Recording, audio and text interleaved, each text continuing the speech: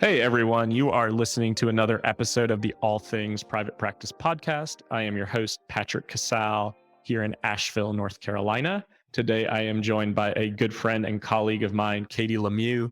She is an LMFT in the Fort Lauderdale area. Most of you probably know her as one of the co founders of the Private Practice Startup and the Private Practice Startup podcast, and is now a real estate company owner. So I'm really excited to have Katie on to talk about systems, to talk about her journey into the private practice startup and retiring as a therapist and moving into a different venture. Cool. Well, thank you so much for having me. Yeah, I'm excited for you to be here. I've been on your podcast a couple of times and have always really enjoyed it. And Katie, I just want to start talking about, I know you love systems. We'll get there. I know you love the private practice podcast or private practice startup paperwork that you've all created, but I just want to talk about your journey into that. So becoming an LMFT, then moving into creating this wonderful company that helps therapists start their businesses. Because I imagine when you started out, that wasn't something that you foresaw. No, definitely not. So, I always say I grew up in community mental health because when I moved to Florida back in 2001, I started in community mental health while I was going to my master's program. And being there for, I don't even remember if it's 11 or 13 years now, but either way, it's a long sentence as either way what it is. But I'm very grateful for my time in community mental health because I learned a ton about not only like therapy, but business, because I actually was in management and leadership roles for the majority of the time that I was there. And then I always say it was my staff that pushed me out because they're like, "You're too good to be here. You should do private practice." And it was like, "Oh, I guess that's just the next step." And I wasn't sure that I wanted to do full time therapy again because I really enjoy management and leadership. So I did that anyway, and went into practice full time. And this is back in like 2010 when there was barely any practice building resources out there. I mean, there was Casey Truffaut, How to Be a Wealthy Therapist. There was a few books, but there was definitely no Facebook groups, no coaching. I mean, I had coaching from a business coach, but there was nothing specific for clinicians. And Kate, shares a similar story is that we struggled. We didn't know how to build a business. I wanted to quit every day for probably a good year. But just kept with it and interviewed people and asked and made all the mistakes and finally like figured business out and really got in a groove and got a niche and became an expert in the area and learned how to market. So it was natural that Kate and I were both beginning to attract people who were curious as to how do we do that. So we started off with kind of like individual coaching, group coaching. Kate had always wanted to build an e-course, and we did that several years ago, and created the e-course really to just be, evergreen. And now it serves people, and we're completely hands off. But it was a lot of many years in the making. It took us probably like a year and a half to make the e-course. So that took quite a bit of time because you really have to understand your process and structure and communicate it and then make sure that's effective. So it was a lot of testing, right? It was like the individual, then we did group beta testing, and then we launched the e-course and did more testing to be able to make it now an evergreen product. So it was not very passive in the beginning, but it is very passive now. Can you talk about that? I'm just seeing you laugh about the passive statement. Like, I see so many people say, I want passive income. I want to have hands off. But I don't think that many people think about how much work goes into creating passive income and the behind the scenes part. So what are your thoughts on creating that and how much actual work goes into something like that that's going to, bring in money when you're sleeping? So it's funny because I actually have two thoughts on this. So I remember years ago when Allison Prier was on our podcast for the first time, she had mentioned that passive income really isn't passive. So my two thoughts are on this are one, really from the real estate world. So I got into real estate in 2015 by being a private money lender. I've always been a great money saver. And I learned about private money lending where you lend out your money like the bank and you get a return on it with interest and you really do nothing. So there are definitely truly passive income vehicles that we can tap into that are truly passive. And so much that I remember my spouse, Sina, saying, hey, I got to go, okay, this property's almost done. I'm going to go and clean it up. Like, do you want to come with me? And I'm like, no, I'm the passive. private money lender. Like that's not my role. I'm not there to sweep up floors. So it really gave me that taste of true passive. Now, of course, there's other things that can create passive income, but the work on that can be a lot, like the marketing e-course. It was really years of the coaching and understanding and implementing, working with other people, getting it prepared, and then when you have a product or a system, it's the constant tweaking and what else is the audience needing, but it's not all that difficult work. I mean, Kate and I did quite a few weekends away where we just solely worked on the e-course and then creating it and recording it and editing it and then working with tech people to get it on WordPress and back and forth with that. It was a ton of work up front, but now it's a very lucrative thing for us. So very different perspectives on what is passive versus what can also take a lot of legwork on the front end and the back end become successful. So you're creating this e-course, you're seeing this need for like private practice startup coaches, and you decide with Kate, we should start the private practice startup business. So you've talked to me about starting something with someone and how that almost has to be like a marriage. Like there has to be documents signed, there has to be an understanding of what happens if this doesn't work and the breakup happens. So can you talk a little bit about that process? For sure. It's funny, right? Because we don't even talk about that getting married to our partner. We don't talk about what if we get divorced. I think we should, honestly. I Hmm. think that's an important conversation. So yeah, so my one of my very wise good friends, Lisa Wentz, who is an attorney and also a therapist, I had reached out to her for some advice, and she's like, "You need to talk about your relationship like as if you're getting divorced from the onset." And I was like, "Oh, this is interesting." And interestingly enough, she actually had a partner or a business partner breakup, so she went through this herself. So I thought that was really good, wise advice, and Kate and I definitely did that. And we have an operating agreement that kind of details things out, and even things like you don't think about, right? Like I mean, early on now we're in a different place, but having the conversation about, okay, well, what if in this course of us working together, we don't part ways because of bad blood, but it's like, well, what if I just don't want to do this anymore, you know? Or God forbid one of us dies, like does the spouse get interest? Do they get to buy it? Does the other person just get to have like there's all these like discussions that need to be had, which I think just in general in life are good discussions to have, especially like it's relevant also too to a marriage, right? Because most of us don't expect to pass away at a young age, but that does happen. And so, do you have an estate plan? Do you have life insurance? All these things are really important conversations to have. When we do that work up front, it just creates security and safety overall in the relationship, and there's a plan. So, Kate and I actually, we've known each other for a long time. I forget exactly. I think we've known each other since 2006. And the way that we met was licensure supervision. And then we did supervision of supervision. So we're double AMFT. And our supervisor had, we say, twisted our arms. Very victim statement there. Twisted our arms to resurrect the Bar Association of Marriage and Family Therapy. And we complied. That's good, licensed marriage and family therapist.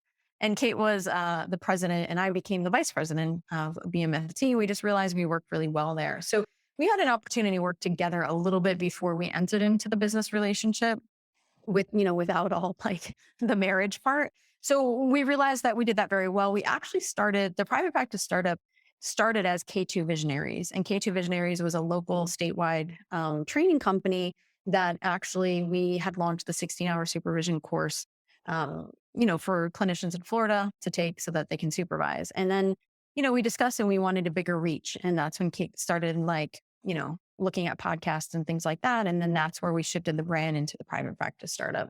But overall, I don't know if being therapist is helpful, but it's interesting. I was with her last night. I haven't seen her face to face in a while, but her son's going to be 7, her oldest son's going to be 7. And I was like, wow, like I was there when she got pregnant. You know what I mean? Like, and you really, as a business partner, go through life with someone. I mean, you get to know, the most intimate moments because there's times when you have a meeting and your partner's like, there's some crap going down over here and I can't get on, or, so and so has cancer. And so you become an intimate part of their life. And I think that's something not to take lightly. And it's something also that you really have to learn how to navigate. Kate and I are very good at, being self-aware. So there'll be times that she comes on and she's like, I'm just in a bad mood today. So I'm coming off short or whatever. It's not you. And I'm like, all right, thanks. Or I'll be like, something just happened before we got on. I'm just not in a good space. And So it's like that open communication with each other. Kate is one of her love languages is verbal praise. So she shared that with a lot with me and how she, models that. And it's like, oh, okay, this is what she wants. So it's very much like a marriage, that's how she responds. That works for her. And so I've become even better at verbal praise in my life, thanks to her. Um, so those are just kind of some things of being able to balance the relationship. And at first, I think we'd step on each other's toes, but not in a bad way. It would be something like, someone's emailing us and we share an email and we're both responding. We don't do that anymore because we have an assistant that takes care of all of our email. That's a godsend for anyone who's listening. I can't say enough about that.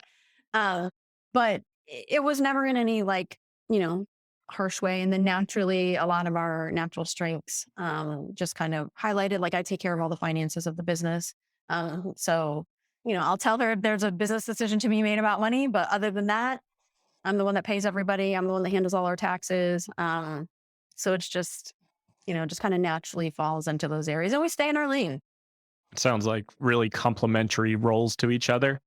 And that probably creates a lot of success and healthy communication too. Did you ever foresee the private practice startup taking off the way it has with the podcast, with the coaching courses, with the recognition, on a global level? Um, I don't know if I saw that specifically, but I do know we were one of the kind of early adopters in the space. Like there were several people coming into the space. Like Melvin was there, Allison was there, Katie Keats May was kind of coming up into the space. So there was I think Zanimi, of course, several big people. It wasn't like a very saturated space at the moment. And then I don't know. I think that we just continued to work on what we were doing, and it just kind of naturally evolved. It's really cool to see. And how many years has that been since you've started that business? This is our eighth year. Wow. And you have a very big reach and a very good reputation for people who know their shit. I mean, you have great topics that you talk about on the podcast. And I think that's really, your marketing is fantastic. And you're so systems oriented and you're very good at the business side of things. I always get the sense, just even being your friend, that you are very, very, very good and honed in on that. And you're constantly working and evolving and learning. And that I think plays a big role too. I mean, how important are the systems that go into something like that and even other business ownership in general?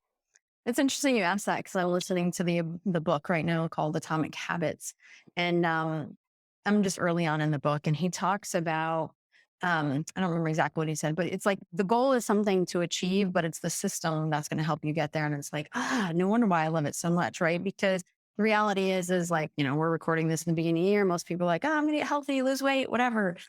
But if we don't have the system in the process of how that's going to happen and how we're going to stay committed and help be held accountable, most likely it might not happen. So it was just, I was like, okay, this makes sense. And I don't know, I just think very systemically, and systems truly allow us to have true freedom.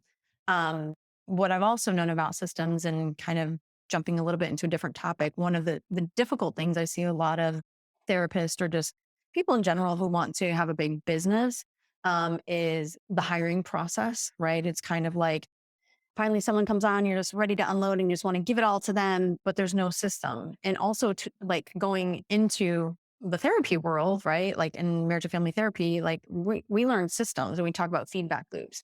And so in business, to me, everything is a feedback loop, right? It's like, well, if I shared an email and it didn't really get any, hits or conversions or responses, well, that's a feedback loop for me. Like something's not working there. It's not landing right.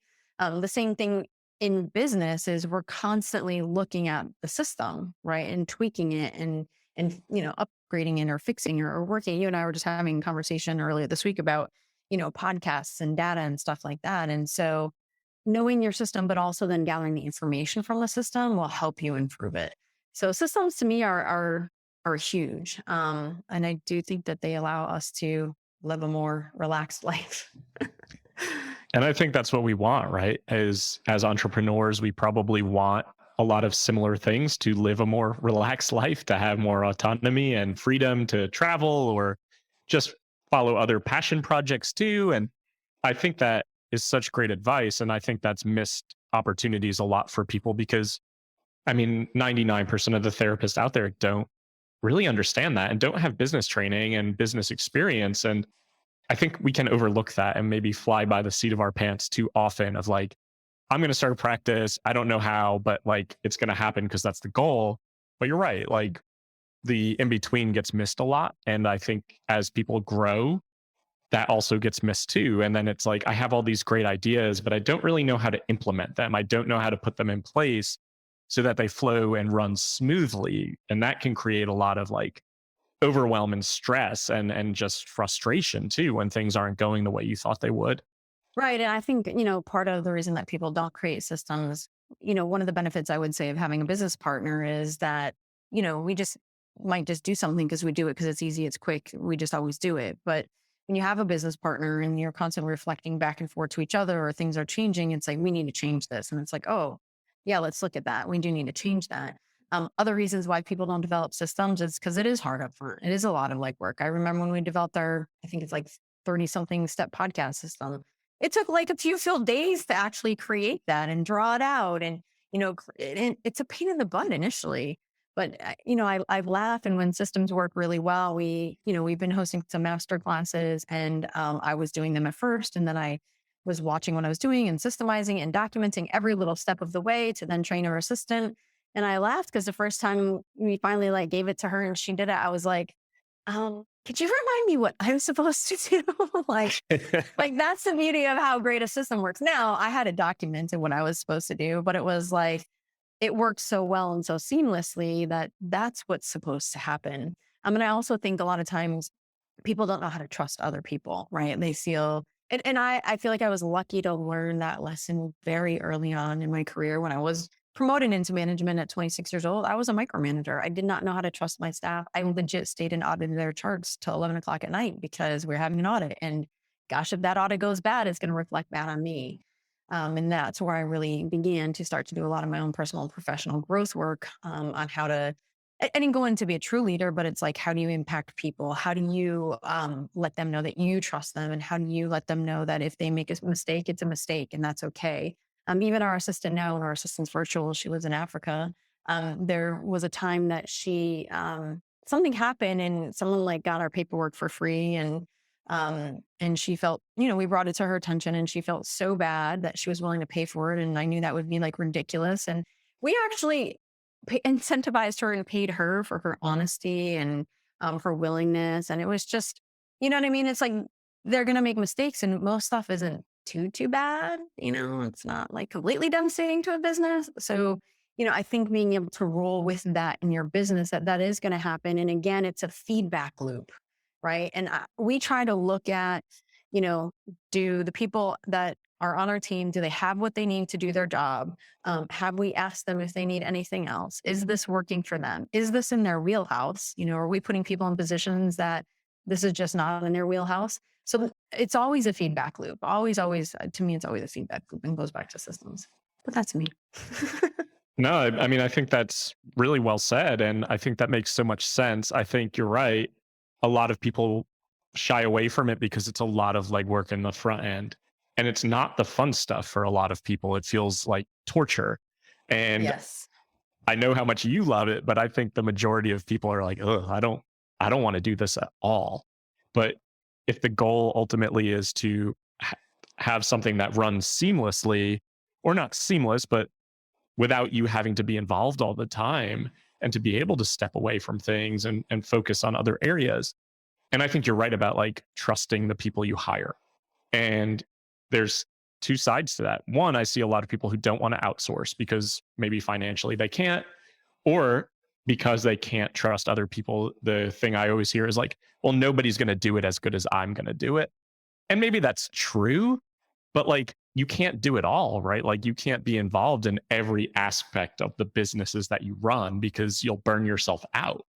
That's interesting you say that because I do believe the ego can be the killer of having a true business. So that's what you want. And to me, um, my definition of a business is a system that works without you.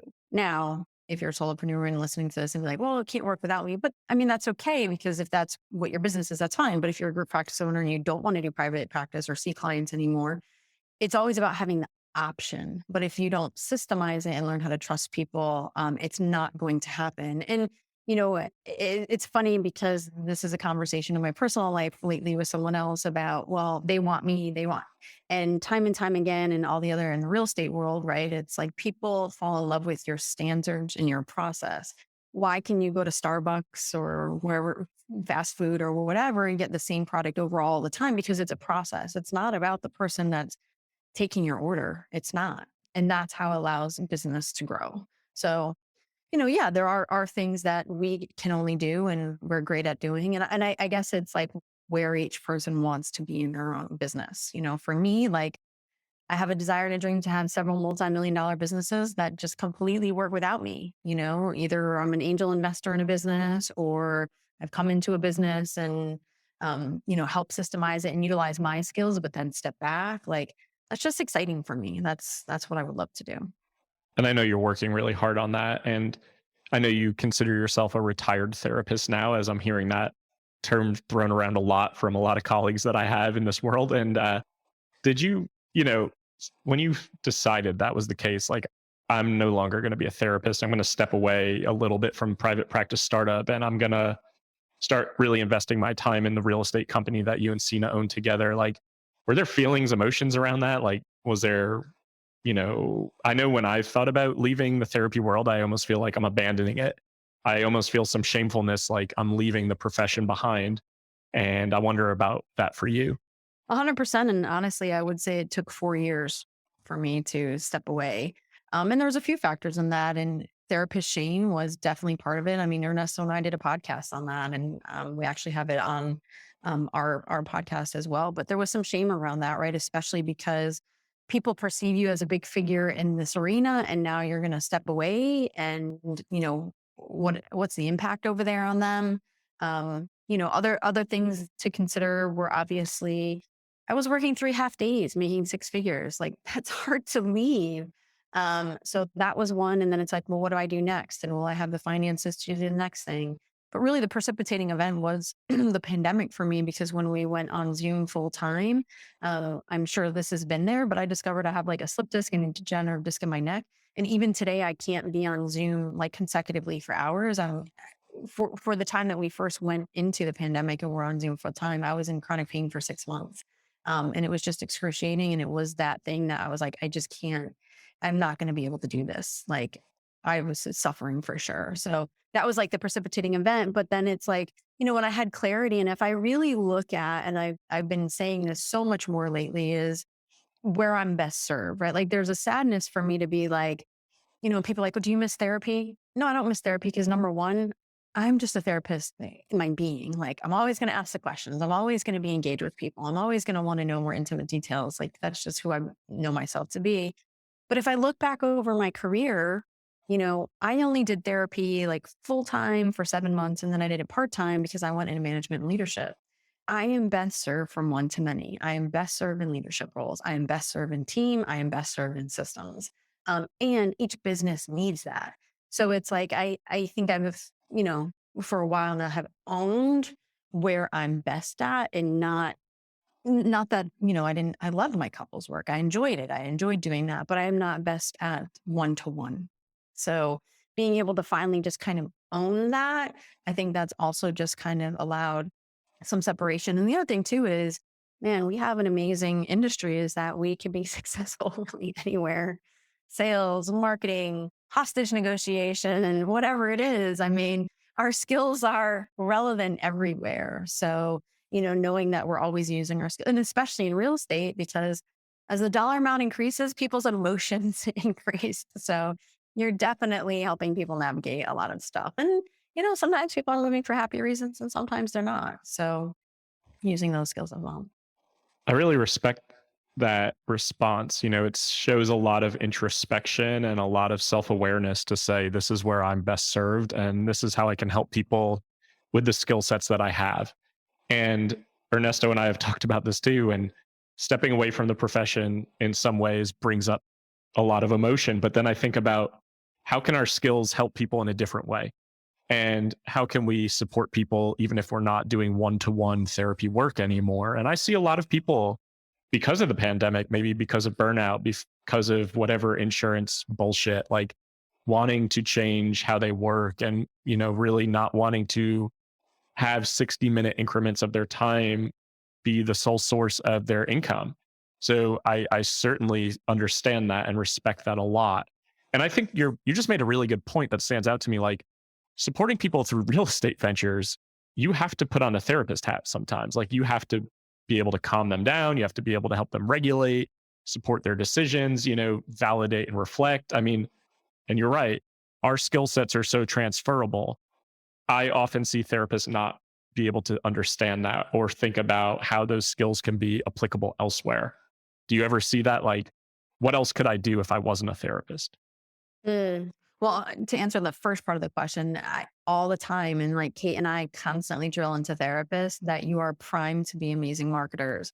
And I would talk about like therapists, we believe like on some, I think unconscious level, it's like, oh, when I'm in the room, the therapy room, wherever that is nowadays, right? These are my skills and this is what I know how to do.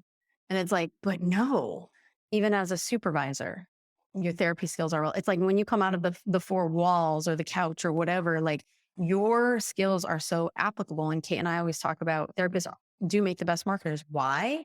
What are we asking right up front? Client language, their problems. What are we giving back to them? What they said, reframing, summarizing. Like that's what marketing is, right? And that's also like you're talking about like helping people emotionally regulate. So it sounds to me that you're really upset that this inspection went bad. Yeah. Like that's just a therapist skill. You know what I mean? Great. What would you like to do about it? Solution focused, helping them identify, like it's all relevant. You're absolutely right. I mean, and I preach that too about the marketing piece and even the networking piece. I see a lot of therapists say, like, I don't want to do networking. It feels sleazy. It feels like I'm a car salesman. Like, I don't want to talk about me. Well, great. Networking isn't about talking about me, right? It's like, let me learn about you. Let me build a relationship with you. Let me be curious about what you like to do, who you're passionate about working with, how to support you in that way. Take the pressure off. And we're very well versed in these skills. I mean, but I think we also lose sight of that when you leave, like you said, the four walls or the Zoom room or whatever the hell we're doing therapy on these days. I really hope that that resonates for people who are listening because y'all can be wildly successful as entrepreneurs and grow and scale if that's what you want to do. And you do have those skill sets to be able to do so successfully. It's just about taking a step back and realizing that those are applicable in all situations in life and they can be used as superpowers in business ownership. 100%. So I know you wanted to talk a little bit about your real estate venture and how you transitioned into that and what that looks like these days. And I want to give you space to do that because I think it's really fascinating and just allowing other therapists and small business owners to know that there are a lot of options out there. And you mentioned systems also being really important in real estate as well. So I want to let you take charge of that. Yeah, it's interesting. There's this parallel process. This is now I've been in real estate full time for a year and a half and coming into the business, I'm very much practice what I preach because I know how to build a business. And so that's really starting with a vision, a mission, a culture, your clear brand, your core values.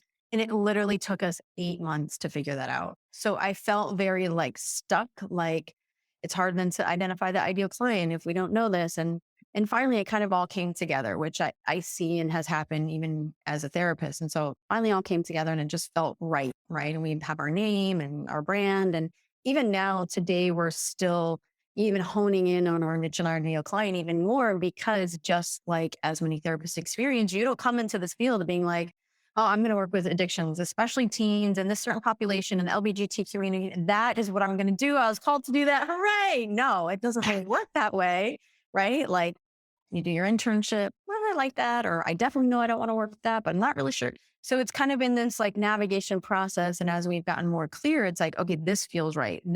I enjoy this. Or even like marketing strategies, coming into real estate, one of the difficult things that I've been like fighting might not be the right word, but we've been pounded with, you've got to make calls, you've got to make calls, you got to make cold calls, you got to make calls. This is what you do. And it's like, but no, I teach people how to market their business and you should do strategies that are aligned with you. By no means is cold calling in line with me at all. But it's like still like the code. No, have you making up? Have you made? And it's like, so it like kind of set me back a little bit because I did allow all that noise to kind of infiltrate, even though I knew exactly what I wanted to do, is create funnels, is do videos, because that's what I'm most aligned to.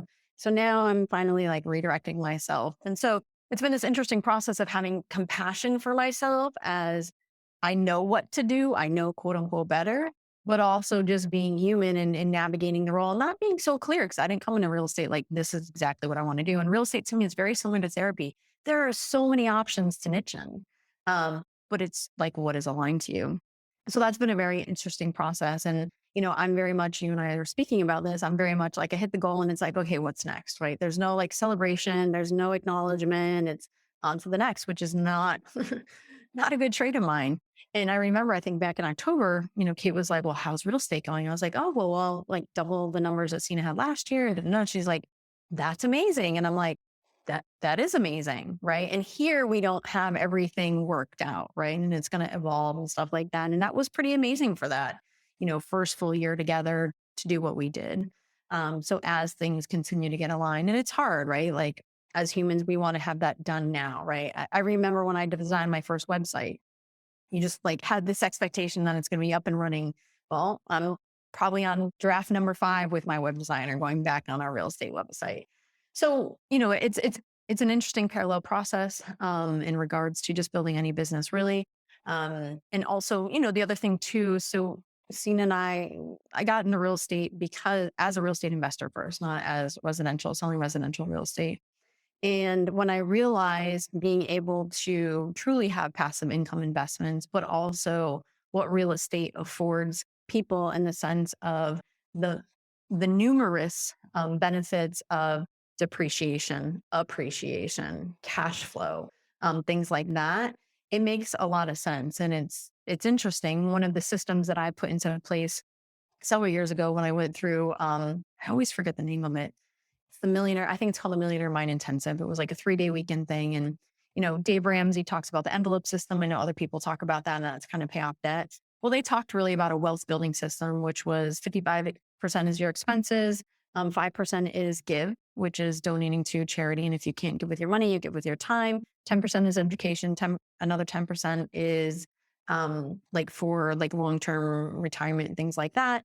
10% was play, which was a big thing that changed my life because I've been a money saver. I was a vacation time hoarder just in case, which was all related to scarcity, was not related to freedom.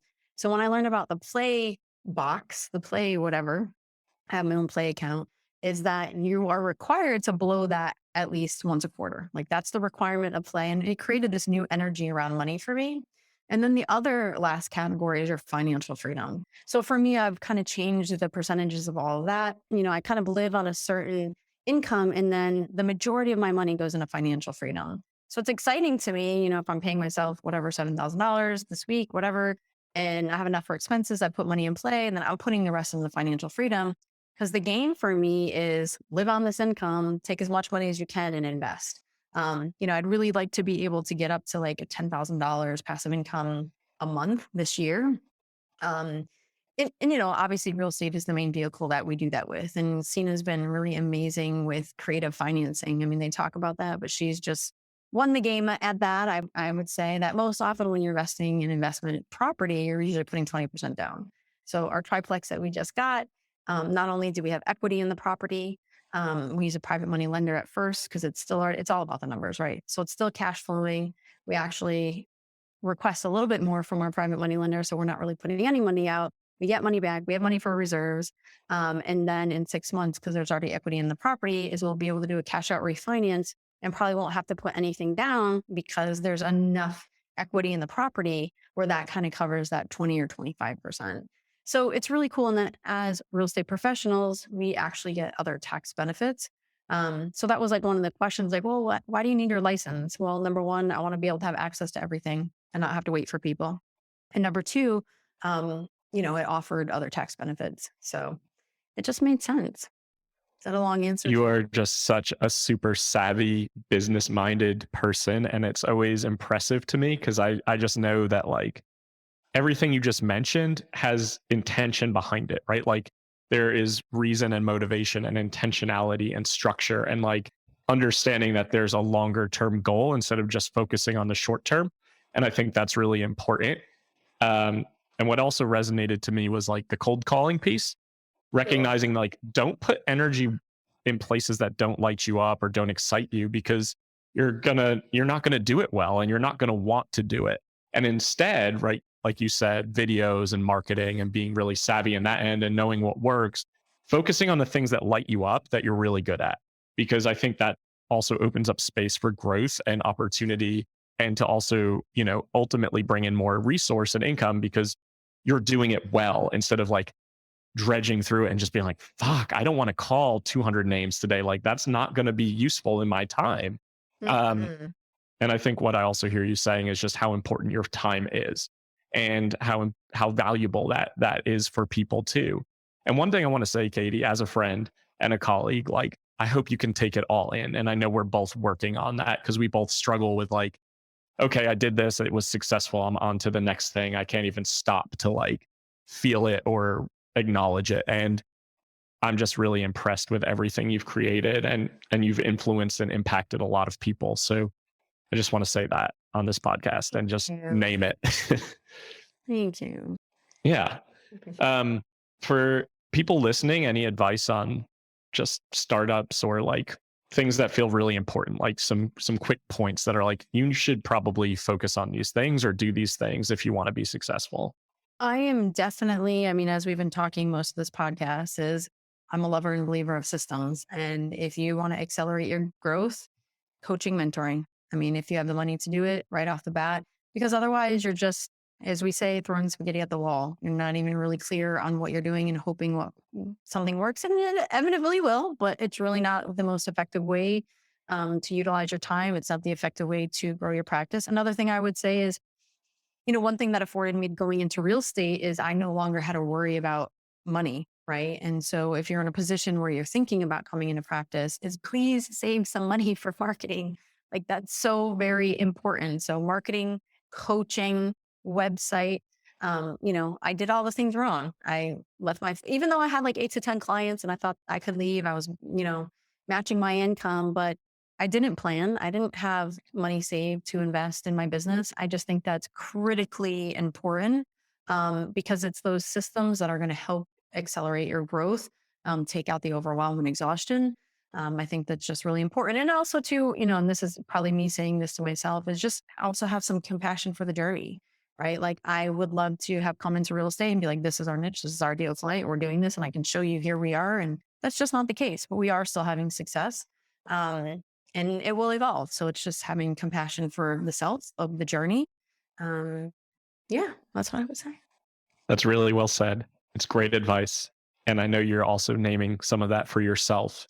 And compassion for the journey is important for everyone listening. You're going to make mistakes.